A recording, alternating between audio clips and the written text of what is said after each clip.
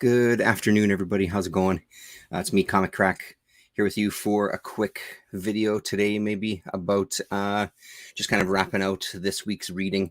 And actually, most of the reading that I've done this week took place over the past couple of days. Comic Board Black Pole there had talked about doing a 36-hour reading challenge. I'd seen his video talking about it, and inadvertently, I was supposed to teach a class this weekend. It didn't end up panning out. So I had a lot of time. So I was reading a hell of a lot. I picked up some books that I was really excited about, and I just found myself in a place of just devouring those books pretty quick. And also watching some movies. My son wasn't with us this weekend. He went to a friend of his place for a birthday and a sleepover and a hangout. So that's what happened there. So it gave me some free time. So we didn't continue with kind of our criteria on watching, but we'll talk about that near the end. So every Saturday, there's a meetup with the Winnipeg Comic Addicts where people who have sold or bought comics during the week from the Facebook group, we meet up in a parking lot of a movie theater right by the mall that's close to my house. Damien, how's it going? And we kind of exchange and we end up hanging out. So it was pretty good to see them. I haven't seen them for a little while, so it was good to kind of hang out with people for a while, just sitting and kind of talking and shooting the shit. So a couple of the things that Derek had on hold for me, a couple of more issues. These ones I haven't read yet. A couple more issues of Faust. This is issue number 3. And then, sorry, I keep bumping that microphone. And then issue number 4, which somebody had pointed out on Twitter, how funny it was to have the caution that it contains extreme violence and sexual situations when you have a cover like that. So a couple more issues. I'm not going out of my way to look for these. They present themselves at a cheap price. I pick them up. One that he had that I hadn't heard of before from a company called Black Bull Comics. Garth Ennis and Carlos Esquera, I believe is the first name. It's a 5-issue miniseries called Just a Pilgrim. And with, doesn't say who's doing the art on those. We'll open these suckers up. He puts a variety of artists on it. Paulo Costa, how you doing, man? I am here. Not our regular chat this week. So there's issue number 1 there. No idea what this book is about. I like Esquera's art, and it was dirt cheap, so I thought I'd give it a shot. I think for these 5 issues, might have cost me $4 or something like that. So there's issue number 2. Yeah, that's the Glenn Fabry cover there.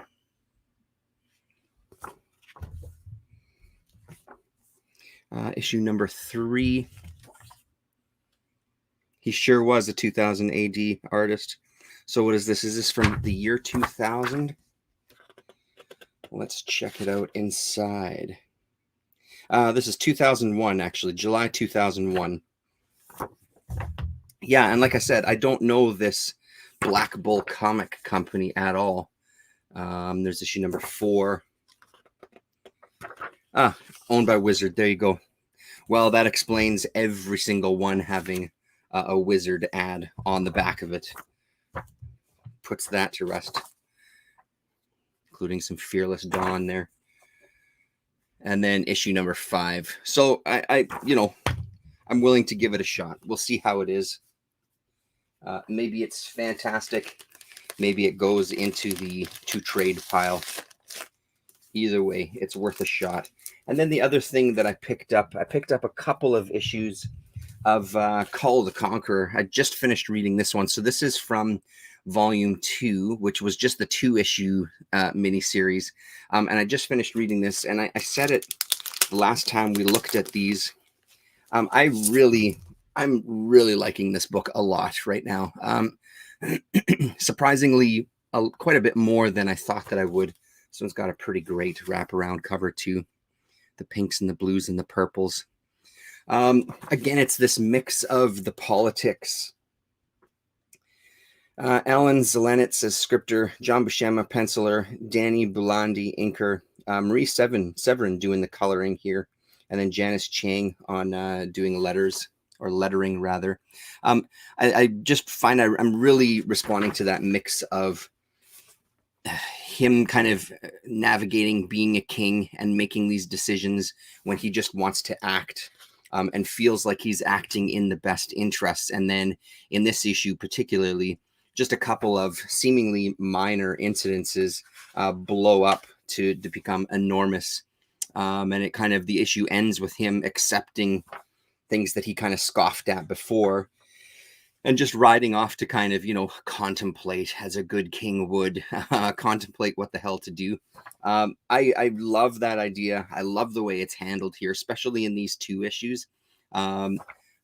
We'll see, like I said before, we'll see how it happens with the rest of that next volume, which I think is 12 issues, which I've almost got half of them at this point. It might get a little played out, that idea. But I think if you don't know Cull, I would say go for these two issues and give it a shot. Like I said, it's just these two issues. It's front to back comics, not a single ad. So what are we looking at there? Like a 64-page special or something like that. I don't know, but it's a beefy joint. Oh, sorry, this one says Volume 1, Number 1. But I don't think that's true because Volume 1 was a previous Marvel one. I thought this was officially Volume 2 listed in my CLZ app. That's just a misprint on the inside there. Yeah, it must be because in this one it says Volume 2, Number 2. And that is the second part that we looked at before with the werewolves. So a very nice surprise. I'm just in that headspace, I guess, where it's just really working for me. And I won't pull these ones out. I picked up issue number 1 of this volume 3. And then also I found issue 6 while I was out there already. I think I spoke about it before. Yeah, exactly. This early 70s one is volume 1. Ragamuffin, how you doing? I haven't dug into issue number 1. I feel like at this point I want to wait to get this whole run, and then I'll just end up starting from the beginning and reading them all in one shot. So I have 1 to 4 and then number 6. So I'm getting there. So that's the stuff that I picked up there. More of the stuff that I read today. So we went, or to this weekend rather, we took a trip out to the library finally. Decided yesterday we'd kind of go and go for a long walk. And Michael Golden covers. That's this one here specifically there, Damien. And apparently he did most of the covers for this run, barring just like 3 or 4 of them, I think. But this one's great. I love her facial. I love her reaction in there. Really animated, really, really great. Borderline, kind of very cartoony. We decided to hit the library. I haven't been in a long time. It's been open for a little while. I had to renew my library card anyway. So we went down, and there's been a couple people talking about getting books from the library. So it kind of figured that would be a great thing to do. And we ended up walking around downtown and stuff. So hit the graphic novels there. And I was surprised at how much they had and just the books that they did have. Our library, it's not a huge section. They have some manga and then a lot of just graphic novels from a lot of different companies. There's Marvel and DC, but actually there's more from other companies than there is Marvel and DC. I would say that Marvel and DC makes up less than half, probably like a third of the collection of graphic novels that they have in the section I was looking. And then 2/3 are everything but Marvel and DC. So that was kind of nice. And one of the big surprises for me, which I jumped up and down for and grabbed 2 right away. I have volume 1 to 4 of Pluto. And I just figured I was never going to be able to get my hands on the rest of them, that it would just take a while. So they've got them all at the library. So I got volume 5 and volume 6. And I've already powered through these. They're pretty quick reads. And I mean, I've spoken about it before. Love this series. Urasawa is a fantastic writer. His ability to kind of turn these robots and kind of have some emotional resonance with the reader. Having characters on a page resonate with the reader emotionally to begin with is pretty magical, but then having robots kind of bridge that gap is something extra special too. So there are moments here, not many of them. There's a few moments here where I wish I knew the Astro Boy stories a lot better than I do. I know very, very little. So I do feel like every once in a while there's some references to things that I'm just not totally getting. But that said, I don't feel like it's ruining the story for me whatsoever. And it's really, like I said, the flow is really great. So I'm very excited for these. I'll probably head back there this week to drop these off and get the other volumes. I'll probably just get the rest of them so I can sit with them and read them all. They had some drawn and quarterly stuff. This one I've seen before. And I've always wanted to try it out. The cover caught my attention, and some of the internal art that I've seen looked pretty great too. This is Sichi Hayashi with a book called Red Colored Algae. So another manga. And this one is translated not by our friend Ryan Holmberg, but there is there's an essay by Ryan Holmberg in here, who connects the various movements in manga, film, and anime to Hayashi and his comics. Holmberg also explores the enduring influence of Hayashi's work on these same mediums since Red Color Algae first appeared more than 40 years ago.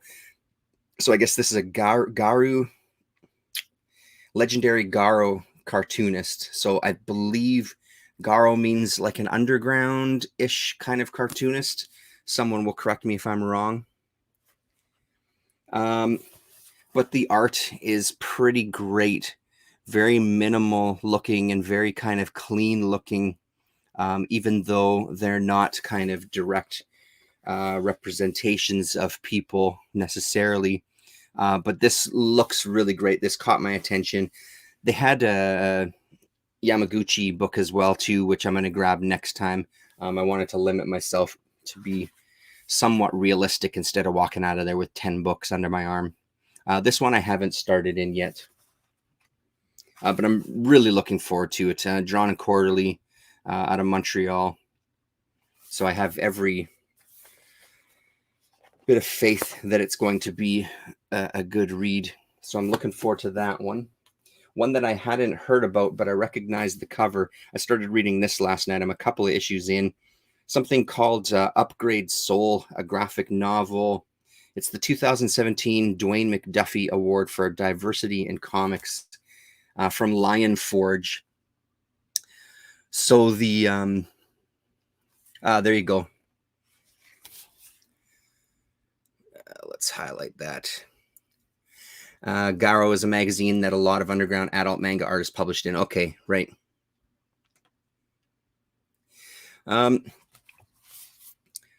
So I recognized this cover, and when I flipped through it, I was immediately sold. Really incredible style. I don't remember anything about this book when it came out, although it does look vaguely familiar to me, but I wonder if that's just that the artist just reminds me of, it has kind of a feel of Manhattan projects there, a little bit of that kind of feel to it. So the first couple chapters, it's this older couple who want to basically rejuvenate themselves, and what's turned out is two other beings have been created, but they're still in kind of this not quite fetal form. Oh, actually, I've only read the first issue, not the first two issues. Not quite fetal form, but they're still very underdeveloped. So there's no spoilers here, because this is literally the first kind of, half a dozen, 6 to 10 pages of the comic here. So she's more developed than her husband is. Her husband is set aside. And what happens is, in the middle of the night, she's visited by an old woman. It looks like an old woman to the edge of her bed and escapes. It turns out it's her. So she goes back to see her husband and says, yeah, no, these people, these two beings are us. They're us. So now it just kind of adds this layer of confusion, because the assumption was that their bodies would just get rejuvenated. So somehow they've cloned them. Is what it seems like. Just a really interesting kind of first chapter, really gorgeous art. So I'm looking forward to digging into more of this. And to my wonderful surprise, and I snatched it off the shelf as soon as I saw it, Asterios Polyp by Mazzucchelli. Mind the Comics G just read this recently and did a great video on it. It's been on my radar to read for a lifetime, and I just never have. So I'm really, really happy that I found it there. It's not one that I've seen in any of the comic shops. I'm sure it's fairly easy to order, but I just haven't done so. I am so looking forward to this one. I'm saving this one till last because I want to sit and just, because right now I'm reading a whole bunch of different things at once. I want to sit with this one just on its own. I don't want to be kind of reading a couple of other books at the same time. So very, very, very excited about this one. Can't wait to dive in. Yeah, you really need to. I really need to as well. I mean, even after reading it, it is still a book that I'm going to have to look for and just buy for myself to have as part of the collection.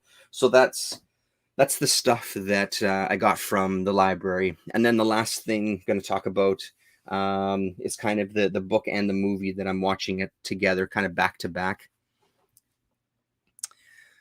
Let's see what I missed. If not for the story, at least I want to see how much of the old David Mazzucchelli is left. Yeah. Great interview with Dash Shaw and Mazzucchelli when this came out in the Comics Journal. Okay, cool.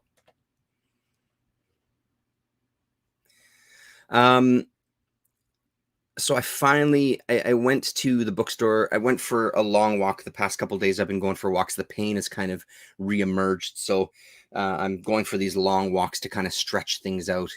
And I walked around town here and I ended up at the bookstore pulling a couple of things off the bookshelf because I know I've been kind of sleeping an hour, 2 hours every night kind of thing, which is crazy, but that's the way that it is. So I'm getting lots of reading done and I'm watching lots of movies. So in that mindset, I had a couple of books off the shelf that I wasn't sure. I wanted to get myself something to read, something new to read from the bookstore. And I just wasn't sure what would kind of suit me the best. So I figured now is the time to dive into Isagiojimbo, and I'm about, I don't know, 300 pages into it, 250 pages into it, 245 pages into it already. And I'm really, really digging it. It's a really great read so far. So this one collects Isagiojimbo Volume 2, number 1 to 16, and Volume 3, number 1 to 6.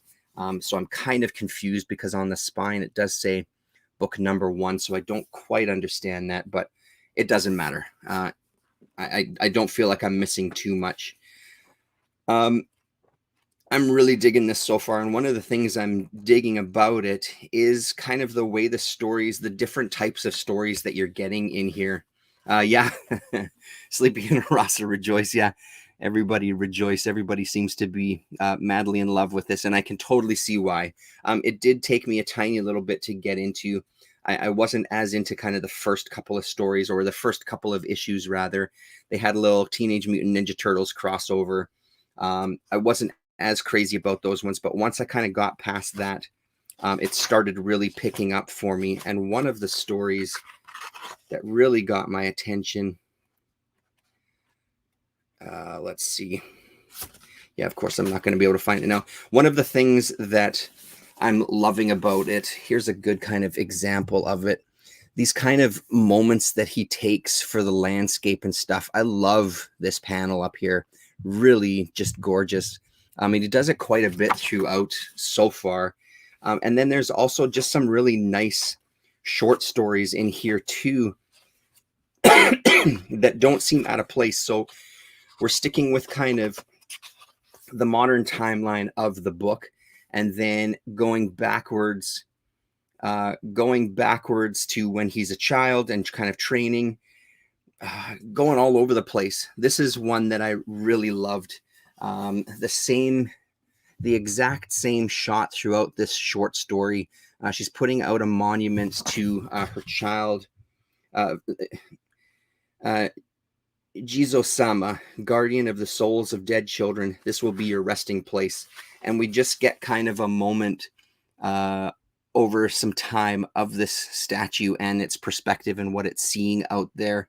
And nothing really changes except for kind of the backgrounds and what the statue is observing. And of course, Isagiojimbo comes into its view and fights off these criminals. And when she finally comes back to visit, we see that the statue now has a smile on its face. When I hit that story, that's when it really clicked to me, because then the very next story was Isagi as a child, or training. And once I kind of got that flow of things, I just started getting hooked, and it just became easier and easier to read. And like I said, some of these landscapes, some of these shots, and I mean, I love a samurai film, and that's what we'll talk about in a second here. I love me some spaghetti westerns, but I love samurai films. And this really hits all the marks of kind of those movies, different factions fighting against each other, that idea of the lone warrior coming into the town to kind of set things right. I think it balances that kind of kids book aesthetic with kind of some more adult things pretty well. Yeah, I mean, there's too many things to talk about in here, and then some of the mark making, some of the drawing on here, I really like. I'm so used to Eisner style rain, but I love the way he represents the rain here. There was one panel, yeah, like this panel right here, just these kind of shards of almost ice coming down, you know what I mean? I think are really effective. And of course, the action scenes are really great as well too. I'm sitting here, there's so many things to kind of flip through and show you. There's just too much, because I've kind of jumped right into it. There's been so many great stories in here already. And then we jump to some more minimal kind of winter scenes as well too, with these kind of silent passages. Anyway, I'm digging it. I'm digging it quite a bit. So I'm mostly reading this, and I'm jumping back and forth between Isagiojimbo, and I'm doing a deep dive into the Zadoichi, the Blind Swordsman box set that I've had for a number of years. I think I'm 8 films in. There was 25 films done overall, ranging from 1962 was the first one, and was it 1975? No, 1973 for the final one. Shintaro Katsu plays Zadoichi, and I'm madly in love with these movies now. They're so great. Like I said, I've had this box set for quite a while, and I've only watched a couple of the films. It just always seemed like, as much as I wanted this, because it went out of print pretty quick, we got it on sale. We got it for a really damn good price, considering how much you get in here. I haven't kind of sat with all of it.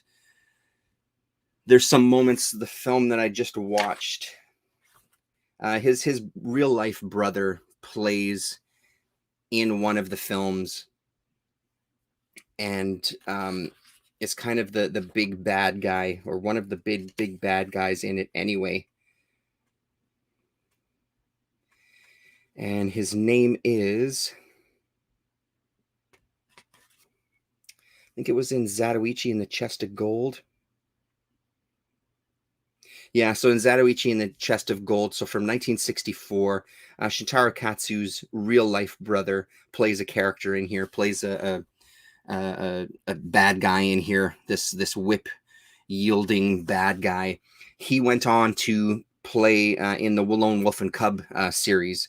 So a couple of films after this, Zadoichi gets a chance for his kind of take on it. Fight Zadoichi Fight, where a woman gets murdered because they think the robbers think that it's him, and end up killing her and leaving a baby behind. So he kind of takes this baby. So it has so many moments in here. The point that I'm trying to make in my rambly kind of way, there's so many good moments in here. And like in Isagiojimbo, the ability to kind of move from these kind of dramatic parts to some really comedic bits to some really kind of touching little moments to just balls out violence and, you know, the usual, like, I'm going to show you my swordsmanship, you know, those, I'm going to slice a fly in half, that sort of thing, right? Where it's all of this, where it's all of these kind of moments to show his skills. This one, there's a scene with him talking to this baby, talking out loud to this baby that is just absolutely gut-wrenching. Brought tears to my eyes. It was so good, and it really felt like it was a moment with Shintaro in this role where he's now able to flex a little bit more, and he's now able to, that this character is becoming much more full. Like, not that he wasn't the 7 movies previously, but I would say number 8 is really a turning point as far as you're now seeing a different side of this character, and he's being able to kind of embody this character even more so. So far, I think it was my favorite one of the bunch. They've all been really, really good, though. Some incredible kind of just cinematography in it. The first 2 films are black and white. The rest of them are in color. And like I said, there's a couple of movies. There was one of the movies that I saw where the first kind of half an hour, it was almost like reading a collection of short stories, because there was these little moments. They all tied together. Once you kind of got past them, you see how they all tie together. But at first it seemed very different how they were handling the story, that it was just almost these comedic, like you would see on kind of a TV comedy show, presenting these kind of moments in the life of this samurai. So almost like, I don't know, not quite Gru moments, but that sort of thing, right? And then it kind of builds up into the story. So reading Usagi and watching these kind of paired together has been really, really enjoyable. This is not that they're the same, but they do have some similarities for sure. But I can't wait to keep digging into this. So the beauty of this set, which I had forgotten as well, too, for each, that you get the Blu-ray version that has 3 movies on it, and then if you fold it open, you get the DVD versions that contain the 3 movies. So it's a hell of a box set, and there's some really great artists that are attached, including Jim Rugg is in here. Benjamin Mara does some art in here as well too. I know Sean Phillips has done some art for Criterion in the past as well too. So yeah, so these are kind of my middle of the night movies while I'm up pacing and standing up downstairs, because I can turn the volume down really low because it's all subtitled, so I don't need to hear too much. They've been a lot of fun to sit and go through.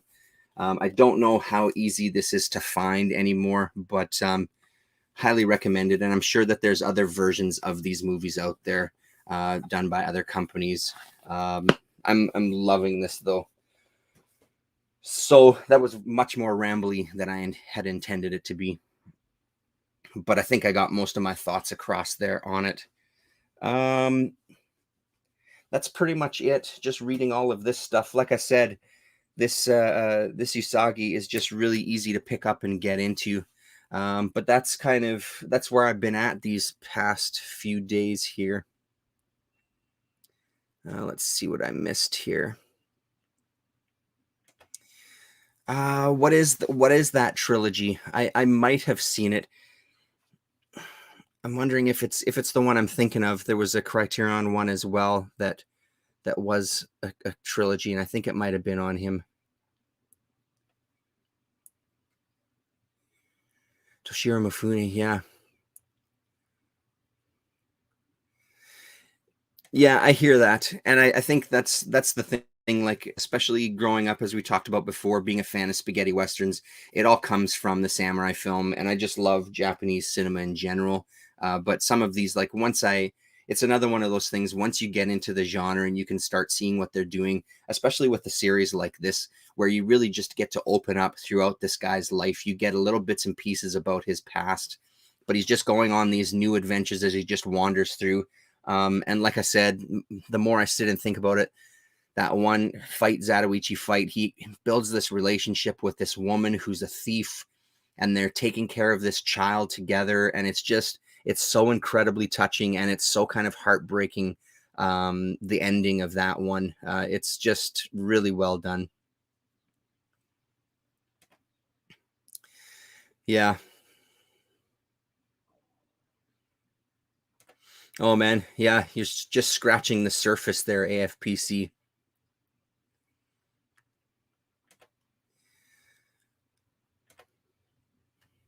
Cool.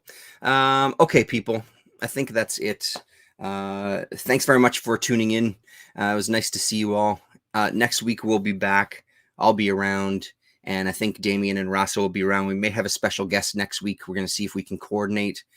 So on someone's channel, Damien's, I think. So take it easy and have a good week. Or click the button.